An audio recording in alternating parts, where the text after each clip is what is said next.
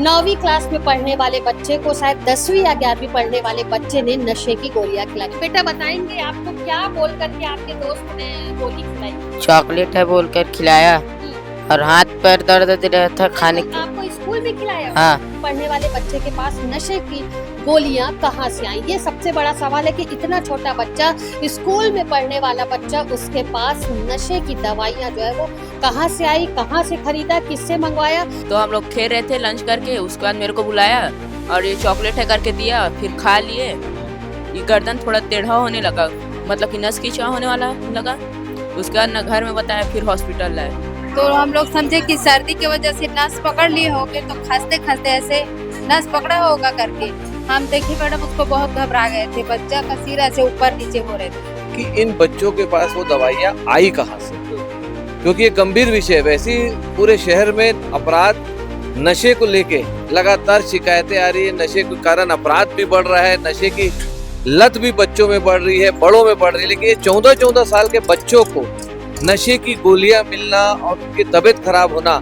दुर्ग जिले में नशे को लेकर के लगातार जो है वो अपराध बढ़ते जा रहा है। बावजूद इसके नशे के सौदागर अपने आप में जो काम करने में सफल होते जा रहा है। ऐसा ही एक नज़ारा दुर्ग के जामुल हॉस्पिटल में देखने को मिला। मामला दुर्ग के नयापाड़ा स्थित चंद्रशेखर स्कूल का है, जहां पर 9वीं क्लास में पढ़ने वाले बच्चे को शायद 10वीं या 11वीं पढ़ने वाले बच्चे ने नशे की गोलियां खिलाई।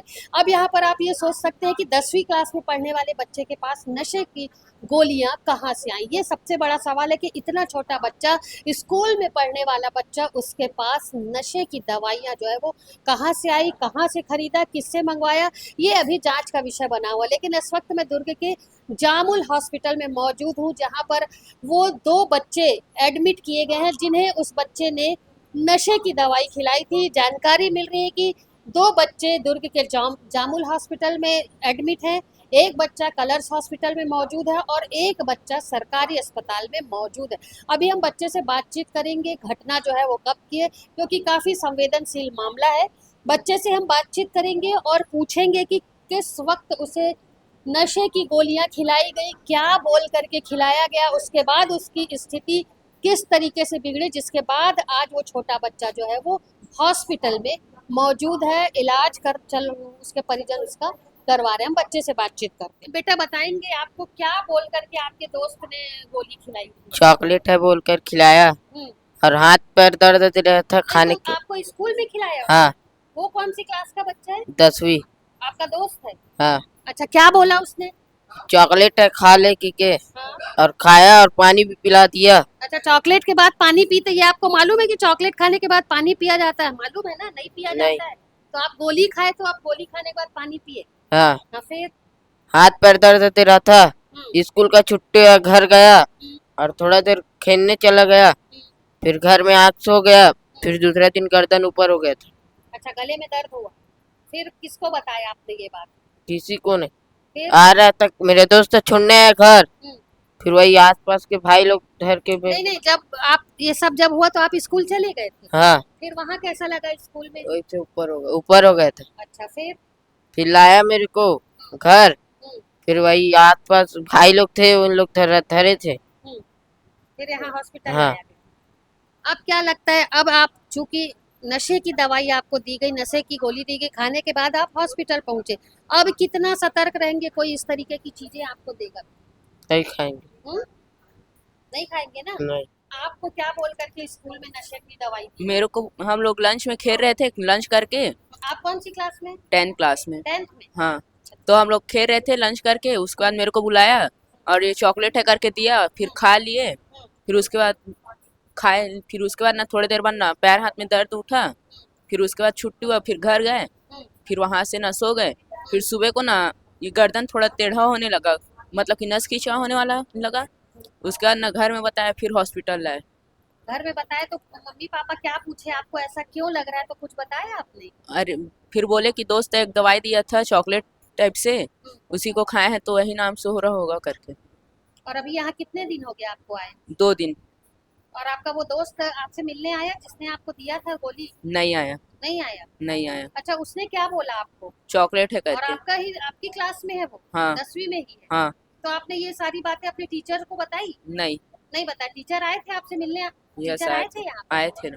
नशे की गोलियों का शिकार हुए 2 बच्चों से अभी हमने बातचीत की। छोटे बच्चे हैं, अनजान हैं सारी चीज़ों से और कहीं न कहीं एक लालच बच्चों के मन में होता है कि चॉकलेट है या जिस चीज़ की उन्हें जानकारी नहीं होती, अक्सर ऐसा देखा जाता है बच्चे उस काम को करने के लिए काफ़ी ललायत होते हैं। यहाँ भी वही चीज़ हुई, बच्चों को मालूम नहीं था कि ये क्या चीज़ है, किस चीज़ की दवा है और चॉकलेट बोल करके उनके दोस्त ने ही उनके साथ ये इतनी घटना को अंजाम दिया, जिसके बाद बच्चे जो है वो हॉस्पिटल पहुंच गए।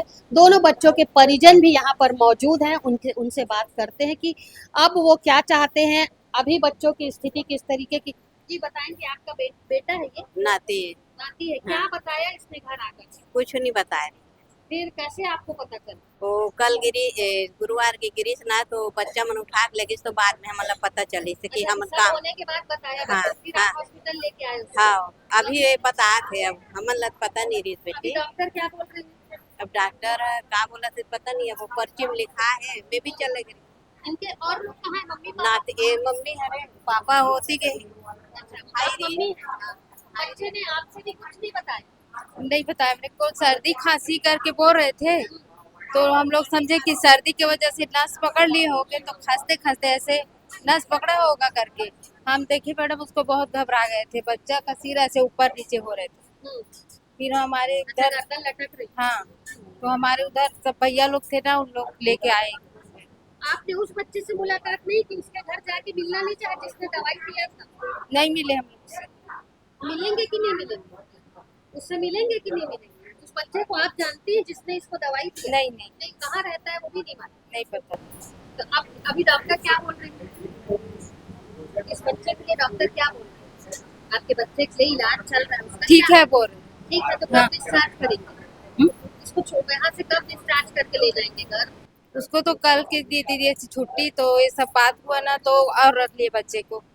चंद्रशेखर आजाद स्कूल जो कि नयापारा में स्थित है, वहां पर एक 10वीं कक्षा में पढ़ने वाले बच्चे ने 4 छोटे बच्चों को नशे की दवाई चॉकलेट बोल करके खिलाई। चॉकलेट बोल करके खिलाने के बाद जब बच्चों ने दवाई खाई तो अचानक उनकी तबीयत बिगड़ी और एक दिन बाद जब बच्चे स्कूल में बेहोश होकर के गिरने लगे तो उन्हें एडमिट कराया गया। बच्चे जो है वो जामुल हॉस्पिटल में, कुछ बच्चे मौजूद है, मैंने बताया आपको पहले भी, और कुछ बच्चे जो है कलर्स हॉस्पिटल और जिला चिकित्सालय में दाखिल है। हालांकि बच्चों की तबीयत जो है इस समय बिल्कुल ठीक है, बच्चे पूरी तरीके से स्वस्थ हैं, लेकिन यहाँ सवाल ये उठता है कि 10वीं क्लास में ही पढ़ने वाले छोटे बच्चे के पास नशे की गोली आई कहाँ से? इस विषय को लेकर के कांग्रेसी और भाजपा के लोग आज जामुल अस्पताल में पहुंचे हुए थे। बच्चों और उनके परिजनों से मुलाकात की। धीरज बाकलीवाल ने क्या कुछ कहा, आइए आपको बाइट के माध्यम से सुना देते हैं। जैसे ही हम लोगों को इस विषय में जानकारी मिली कि स्कूल के बच्चों को कुछ नशे की दवाइयाँ दी गई और वो लोग नशे की दवाई लेने के बाद उनकी तबीयत खराब हुई और हॉस्पिटल में एडमिट हुए, तो अभी हम लोग जामुल हॉस्पिटल देखने के आए। 2 बच्चे हैं और अलग अलग हॉस्पिटलों में ऐसा मुझे जानकारी मिली है कि बच्चे एडमिट है। विषय ये नहीं है, विषय ये है कि इन बच्चों के पास वो दवाइयाँ आई कहाँ से, क्योंकि ये गंभीर विषय है। वैसे ही पूरे शहर में अपराध नशे को लेके लगातार शिकायतें आ रही है। नशे के कारण अपराध भी बढ़ रहा है, नशे की लत भी बच्चों में बढ़ रही है, बड़ों में बढ़ रही है। लेकिन ये 14-14 साल के बच्चों को नशे की गोलियां मिलना और उनकी तबीयत खराब होना, अभी तो ऊपर वाले की कृपा रही कि बच्चों की तबीयत ठीक है, लेकिन आप आगे की सोचिए, अगर ये लगातार इस टाइप का जारी रहा तो आने वाले हमारे बच्चों की स्थिति क्या होगी। नशे में पूरा दुर्ग शहर डूबते जा रहा है, तो ये एक बहुत ही गंभीर विषय है। इसको लेके अभी हम लोग एसपी साहब या एडिशनल एसपी साहब को एक ज्ञापन देंगे कि नशे का रोकथाम बहुत जरूरी है। नशे क्योंकि अपराध भी बढ़ रहा है, बच्चे गलत दिशा में भी जा क्या रहे हैं। लगता है नशे की रोकथाम हो पाएगी? क्योंकि कांग्रेस और भाजपा लगातार इस विषय को, कांग्रेस पार्टी भी उठाई है, भाजपा के पास भी लोग जा रहे हैं, लेकिन नशे के सौदागर जो है वो अपने काम में सफल होते हैं। भाई उसी को लेके हम अभी जिला प्रशासन से भी मिलेंगे, माननीय कलेक्टर साहब से भी मिलेंगे और एसपी साहब से भी मिलेंगे कि आखिर क्यों दुर्ग में इसको रोक नहीं पाया जा रहा है।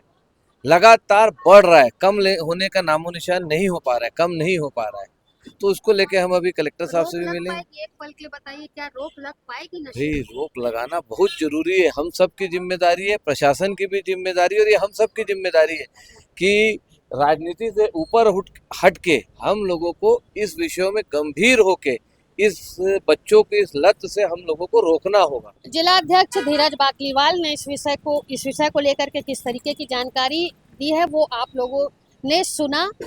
उनका कहना है कि नशे पर रोक नहीं लगाई जा रही। हमने आपको पहले भी बताया कि भारतीय जनता पार्टी की सरकार और कांग्रेस सरकार के लिए लगातार ये मैसेज लोग देते आ रहे हैं कि कम से कम नशे में कमी आए। जो नशे की चीज़ें बाहर से खरीदी बिक्री हो रही, लगातार नशा जो है वो चेक पोस्ट से और चाहे वो एमपी हो, उड़ीसा से हो, अपने छत्तीसगढ़ में पहुंच रहा है, तो आखिर इन्हें सह किसके द्वारा दिया जा रहा है। धीरज बाकलीवाल का कहना है कि राजनीति से उठ करके इस विषय को लेकर के कार्य करने की ज़रूरत है, क्योंकि काफ़ी संवेदनशील मामला है, बच्चों का मामला है।